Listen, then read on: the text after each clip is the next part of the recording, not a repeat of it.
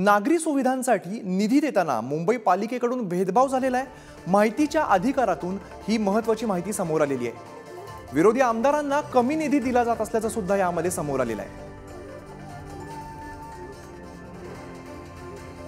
या संदर्भात अधिक माहिती देतात आमचे प्रतिनिधी विक्रांत शिंदे। विक्रांत, नागरी सुविधांसाठी निधी देताना मुंबई महापालिकेकडून भेदभाव झाल्याची गोष्ट समोर आलेली आहे, काय नेमकं घडतंय? खरं तर मागच्या वर्षी म्हणजे 2023 मध्ये फेब्रुवारी महिन्यात या संदर्भातला जो ठराव आहे तो मान्य करण्यात आलेला होता।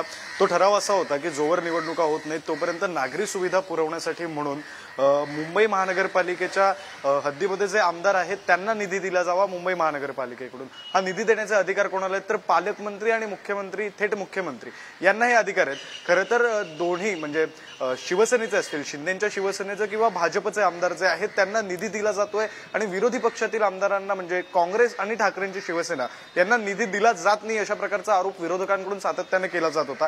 त्यातच आता माहितीच्या अधिकारात ही माहिती समोर आली आहे। त्याच्यामुळे ही जी बाब आहे ती गांभीर्याने घ्यावी लागेल, गंभीर बाब आहे। त्यामुळे आता टीका सुद्धा पुन्हा एकदा सुरू होतील। आणि दुसरी गोष्ट सांगायची झाली तर एकूण जे 21 आमदार आहेत भाजप आणि शिंदेच्या शिवसेनेचे त्यांना जवळपास 500 कोटी रुपयांचा निधी मंजूर झाल्याचं समजतंय।